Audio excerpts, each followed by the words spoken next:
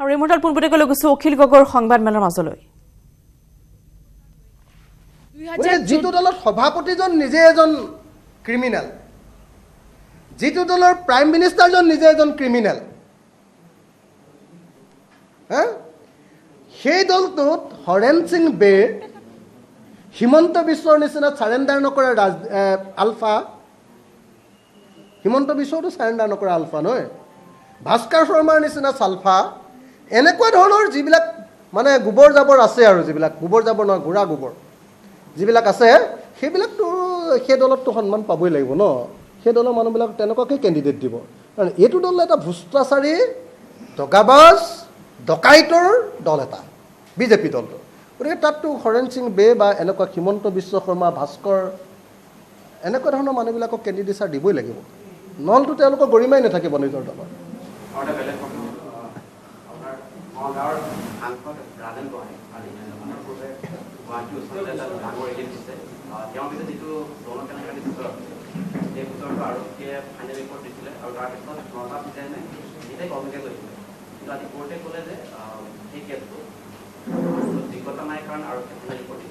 আৰু যিগৰাকী হুঁচৰীয়া আছিল তেওঁলোকৰ অধিবক্তাই কৈছে যে আমাৰ ভুল বুজাবুজি হৈছিল আৰু কোনো ধৰণৰ তেনেকুৱা ধৰণৰ আমি ওচৰৰ যিটো যিটো মানুহ উঠাই লৈছোঁ, এই গোটেই বিষয়টো আজি যিটো ন্যায়ালয়ৰ ৰায়, সেই গোটেই বিষয়টো আপুনি কি মানে মই ন্যায়ালয়ৰ ৰায় সন্দৰ্ভত একো কমেণ্ট কৰিব নোৱাৰোঁ, কিন্তু ন্যায়ালয়ৰ ৰায় প্ৰভাৱিত কৰিবৰ কাৰণে যিবিলাক চৰকাৰী পক্ষৰ যিবিলাক তথ্য বা গুচৰীয়া পক্ষৰ যিবিলাক তথ্য, সেই তথ্যবিলাক যোগান ধৰাৰ কথাটোহে মই ক'ব পাৰোঁ, কাৰণ ন্যায়ালয়ৰ ৰায়ৰ ওপৰত মন্তব্য দিয়াৰ কোনো অধিকাৰ নাথাকে। এইটো ভাল পাইছোঁ বেয়া পাইছোঁ ক'ব পাৰে, কিন্তু সেই সন্দৰ্ভত সমালোচনা কৰিব আমি নোৱাৰোঁ।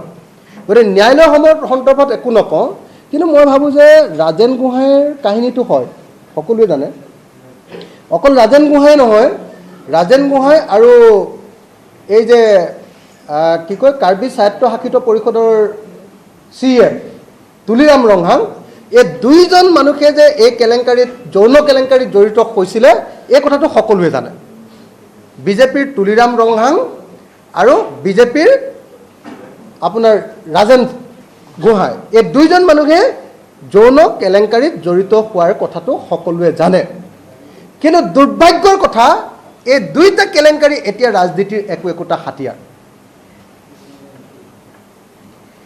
ৰাজেন গোহাঁইক সেই কেছটো আচলতে যৌন কেলেংকাৰী হোৱাৰ পাছতো ঢাকি ৰখা হৈছিলে, যাতে ছিট নাপায় তাৰ কাৰণে বিজেপিৰ মানুহে লোকসভা নিৰ্বাচনত যাতে ছিট পাব নোৱাৰে, তাৰ কাৰণে বিজেপিৰ এজন মন্ত্ৰী তেওঁৱে আগভাগ লৈ আচলতে সেই যিসকল অভিযুক্তবিলাকক লৈ গোচৰটো দিয়াইছিলে। অৰ্থাৎ ৰাজেন গোহাঁইক ঘটনাটো ঘটোৱাটো হয়, কিন্তু গোচৰটো দিওৱাৰ ক্ষেত্ৰত বিজেপিৰ এজন মন্ত্ৰী নিজে জড়িত আছিলে বুলি আমি জানো। তাৰপাছত ৰাজেন গোহাঁইক পুলিচে ফাইনেল ৰিপৰ্ট দিছিলে, সেইটো 2 নম্বৰী কাৰবাৰ, সকলোৱে জানে যে চৰকাৰী প্ৰভাৱত ফাইনেল ৰিপৰ্ট দিয়া হৈছিলে, যদিও সেইটো দিব নোৱাৰে কেতিয়াও। যৌন গোচৰত এনেকুৱা ফাইনেল ৰিপৰ্ট দিব নোৱাৰে, যৌন গোচৰ চলিবই লাগিব। সেইটো ভুলভাৱে ভুল মেথডলজিৰে এই কাম কৰা হৈছিলে, সেইটো প্ৰমাণিত হৈছিলে। গতিকে আকৌ ন্যায়ালয়ে কৈছিলে যে নাই গোচৰ চলিব, কিন্তু যেতিয়া আকৌ অভিযুক্তক মেনেজ কৰা হ'ব, এতিয়া কেলৈ মেনেজ কৰা হৈছে? এটা কাৰণতে যাতে ৰাজেন গোহাঁই যাতে নিৰ্বাচনত ভোট নাভাঙে, তাৰ কাৰণে চৰকাৰী অভিযুক্তক মেনেজ কৰি গোচৰটো যাতে উঠাই লয়, মানে অভিযোগকাৰীক মেনেজ কৰি চৰকাৰে, অভিযোগকাৰীক গোচৰ দিয়াইছিলে চৰকাৰে, অভিযোগকাৰী গোচৰটোৰ ফাইনেল ৰিপৰ্ট দিয়াইছিলে চৰকাৰে, বিজেপি দলে। সেইটো আকৌ কোৰ্টলৈ আনিছিলে চৰকাৰৰ মানুহে, বিজেপিৰে এটা অংশই। এইবাৰ আকৌ যেতিয়া ছিটটো নাপালে আৰু ৰাজেন গোহাঁই যেতিয়া দেখা গ'ল যে বিসম্বাদ কৰিব, সেই বিসম্বাদ কৰিব নালাগে বুলি আকৌ ৰাজেন গোহাঁইক এই গোচৰটোৰ পৰা ৰেহাই দিবৰ কাৰণে চৰকাৰী ব্যৱস্থা কৰিছে। গতিকে মই ভাবোঁ যে ৰাজেন গোহাঁইৰ এই গোটেই ভাগ্যৰ কথাটো ইতিমধ্যে ৰাজেন গোহাঁই